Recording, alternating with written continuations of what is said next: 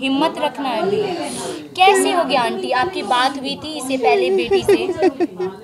वही पारस हॉस्पिटल में क्या बोली थी वो? बोले थे हमको बहुत दुख दिया है माँ, तुमको नहीं बताते थे, भाई बहनों के बताते थे कि मेरी मम्मी पापा का तबीयत खराब हो जाएगा, इसलिए नहीं बताती थी। लड़की लूडो किंग जो आता है मोबाइल में, लूडो किंग से वो लड़की अपने भाई बहन को कोड भेज करके लूडो किंग से चैटिंग से बात करती थी कि मेरे साथ ये हुआ, मेरे साथ वो हुआ। वो इसको सेक्सुअली भी उसको हरास किया, जो मैं बता नहीं सकती मीडिया के सामने। क्या कुछ हुआ उससे ज़्यादा शर्मसार है कि एक जज की पत्नी मार दी गई। जज की पत्नी मार दी गई और जज के हाथों मारी। रहना ही है, ऐसा थोड़ी है कि जज ये प्रशासन को पॉकेट में रख लेगा, ये कहाँ का है? अरे ये कैसे होगा? नहीं, वो तो खुद कह रहा है कि हम पुलिस, उसके भाई को धमकी दे रहा है कि हम पुलिस से भेजवा के तुम्हारे गाड़ी में गांजा रखवा देंगे, तुमको हम अरेस्ट। शर्म होनी चाहिए, पुलिस को शर्म होना चाहिए। अरे पुलिस को शर्म, सारे पुलिस प्रशासन एक जगह होने चाहिए और उस न्यायाधीश के खिलाफ आगे बढ़ना चाहिए। थे जो उसको बताने के लिए पूछना पड़ेगा कि वहां जाके तुम क्या बोलोगी, तुम इतना प्यार दो कि यहाँ आके प्यार बोलेगी कि बहुत प्यार मिलता है। तुम उसको खाने अच्छे से नहीं दे रहे थे। लड़की बोल रही है मम्मी घर आएंगे बहनों को तो हमें अच्छा खाना बना के दें। ऐसा उन्होंने कितने अच्छे से साक्ष्य को इधर उधर घुमाया जिससे लग रहा है कि उसकी एक नेचुरल डेथ है, बीमारी से डेथ है, जो उन्होंने बोला बिल्कुल। और बोल रही है कि ऐसा शक है कि उसे हाथ में खाना दिया जाता था, यही खाना है। शक इन लोगों का है कि उसमें जहर मिला के दिया गया। मैं लवली सिंह, आप देख रहे हैं बिहार टाइम्स 24। जब न्याय की बात आती है तो हम लोग कानून या फिर कोर्ट का दरवाज़ा खटखटाते हैं, लेकिन वही कानून, वही कोर्ट जब बेटियों के साथ अन्याय करने लगे तब हम कहाँ जाएंगे? अभी हमारे साथ जुड़ी हुई हैं महिला विकास मंच की पूरी टीम है और आज ये लोग ऐसे परिवार के साथ अभी खड़ी हैं जिनके परिवार की एक सदस्य की मौत हो चुकी है। वो हमारे बिहार की बेटी है, पटना सिटी कोर्ट के जज, जिनकी शादी एक चांदनी नाम की लड़की से हुई। 50 लाख करीबन दहेज दे करके धूमधाम से शादी करवाए और आज वही जज उस बेटी का जान ले लिए। क्या कुछ हुआ मैम? आप लोग बात किए, क्या कुछ हुआ? देखिए, क्या कुछ हुआ उससे ज़्यादा शर्मसार है कि एक जज की पत्नी मार दी गई। जज की पत्नी मार दी गई और जज के हाथों मारी गई। पहले ऐसा उन्होंने कितने अच्छे से साक्ष्य को इधर उधर घुमाया जिससे लग रहा है कि उसकी एक नेचुरल डेथ है, बीमारी से डेथ है, जो उन्होंने बोला। और इतने हिम्मत वाले एक कमज़ोर परिवार, ये सामने हम लोग जब देखते हैं वो आदमी को पता है कि कितना कमज़ोर परिवार है। उनके ससुर जी जिनका बाईपास हुआ है, उनका साला जो सबसे छोटा है, परिवार में सारी महिलाएं हैं। इससे क्या होता है कि वो आदमी इतने मजबूत से मतलब मानसिक रूप से इतना मजबूत है, मैं जिधर घुमाऊंगा, जो चलाऊंगा वो मैं कर लूँगा, मैं न्यायाधीश हूँ, मैं सुप्रीम कोर्ट को कह दूंगा, वहाँ जज को बोल दूंगा तो तुम्हें वहाँ न्याय नहीं मिलेगा। ये कौन सा आदमी है? ये आदमी कैसे न्याय दिलाएगा? अगर कोई आदमी आएगा न्यायाधीश के पोस्ट पे हो, जज हो, कल को कोई आएगा तो वो आएगा कि भाई हमारे सर हमको बचाइए, तो आप कहोगे कि अरे तुम क्या, तुम हटो, ये मजबूत हम इसको देंगे। ये तो यही बात है। हमने सारे साक्ष्य देखे हैं, हमने सारा चैट देखा है। वो आदमी इतना हिम्मत नहीं कि उस लड़की जो शादी करके जाती है, बहुत दहेज दिया। मान लीजिए दहेज देने में इनके पेरेंट्स की भी गलती है, जो इतना बड़ा दहेज क्यों दिया उन्होंने बताया कि गाड़ी वाड़ी सब दी। बिल्कुल, जो आदमी दहेज मांग रहा था उस आदमी से शादी क्यों किया, ये इनकी भी गलती है। आज समाज की बात करते हैं, आप समाज का समाज ठेका ले रहा है, आज बेटी को लौटा रहा है आपको। जिस लड़के ने इस तरह की डिमांड करी उससे नहीं करना चाहिए, चाहे वो न्यायाधीश आप लोभ में थे कि जज से कर रहे हैं, लीजिए जज क्या हर्ष किया। एक तो ये गलत है। दूसरी बात, जब इंसान बात करने ना दे ऐसे घर में तो बेटी को तुरंत उठा के ले आना चाहिए। जो लूडो के माध्यम से बात कर रही है, फोन पे भी बात नहीं करनी, नहीं, लूडो खेलते थे बच्चे और उससे बात कर रहे हैं भाई बहन। बोल रही है कि वो नहीं आने दे रहा है, क्यों नहीं आने दे रहा, बोल रहा है वहां जाके क्या बोलोगी? भाई तुम कर क्या रहे थे, तुम क्या कर रहे थे, जो उसको बताने के लिए पूछना पड़ेगा कि वहां जाके तुम क्या बोलोगी? तुम इतना प्यार दो कि यहाँ आके प्यार बोलेगी कि बहुत प्यार मिलता है। तुम उसको खाने अच्छे से नहीं दे रहे थे। लड़की बोल रही है मम्मी घर आएंगे बहनों को तो हमें अच्छा खाना बना के देना। खाना तो नहीं दिया जाता। बिल्कुल, और बोल रही है कि ऐसा शक है कि उसे हाथ में खाना दिया जाता था, यही खाना है। शक इन लोगों का है कि उसमें जहर मिला के दिया गया था। बहुत गंभीर सवाल, बहुत गंभीर मुद्दा, बहुत गंभीर व्यक्ति के साथ लगा हुआ है। जो एक व्यक्ति ऐसा नहीं है कि उसकी एक निजी लाइफ है, एक सामाजिक लाइफ है उसकी, वो एक न्यायाधीश के पोस्ट पे है, वो लोगों को न्याय दिलाता है, उस अविलंब उसको हटाना चाहिए।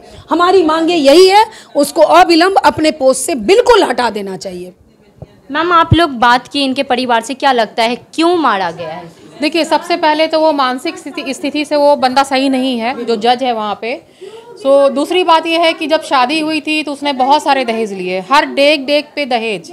पहली गलती इनकी है कि जो आदमी आपको मुंह खोल के दहेज मांग रहा है, आपको उससे अपनी बेटी को नहीं देना चाहिए। दूसरी गलती यहाँ पे है कि लड़की को जाते ही उसके मोबाइल का क्लोन बना दिया गया। जो उसके मोबाइल में अगर घंटी बजती है तो वो एक फ़ोन छोटा उसके पास भी है, जज के पास भी है, जो उसके मोबाइल में मतलब कॉलिंग जाती है। पहले तो ये इनलीगल है, गवर्नमेंट के हिसाब से आप क्लोन नहीं बना सकते हैं, वो इनलीगल तरीके से वो मोबाइल क्लोन, पहले तो उस पर इस बात का केस करवाना चाहिए था। दूसरी बात कि लड़की लूडो किंग जो आता है मोबाइल में, लूडो किंग से वो लड़की अपने भाई बहन को कोड भेज करके लूडो किंग से चैटिंग से बात करती थी कि मेरे साथ ये हुआ, मेरे साथ वो हुआ। वो इसको सेक्सुअली भी उसको हरास किया, जो मैं बता नहीं सकती मीडिया के सामने, सारी दुनिया समझदार है। रात भर उसको परेशान करता था और बहुत गंदे गंदे तरीके से उसके साथ हरकत उसको बोलता था करने के लिए।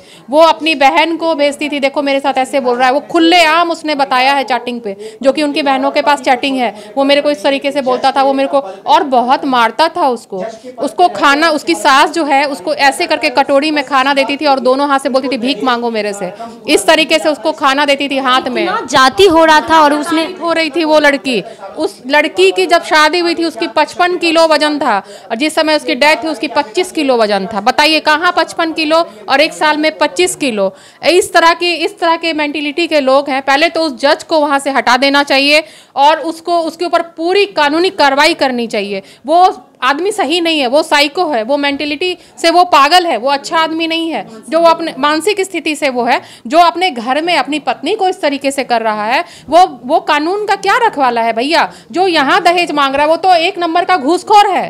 वो तो क्लाइंट से भी अपना घूस लेता होगा। उसके पास के जितने क्लाइंट पेपर निकलवाइए, सबसे बातें करिए, पता चल जाएगा कितने क्लाइंट से उसने कितने पैसे लिए हैं। थाना पुलिस को लेकर के क्या कार्रवाई हो रही है? देखिए, थाना पुलिस सब वो एक जज है, मतलब आप वो जज है नहीं, हमारे हिसाब से वो जज नहीं है। उनको जज बोलने में हम लोग को शर्म आना चाहिए कि उनको जज बोल रहे हैं। बाकी थाना पुलिस सुस्त है, कहीं ना कहीं जज साहब के दबाव में है। इनके परिजन के हिसाब से हमारी बात हुई है। इनके परिवार के जो पीड़िता जो चली गई, जो दुनिया में नहीं है, मतलब बोलने में भी दर्द हो रहा है।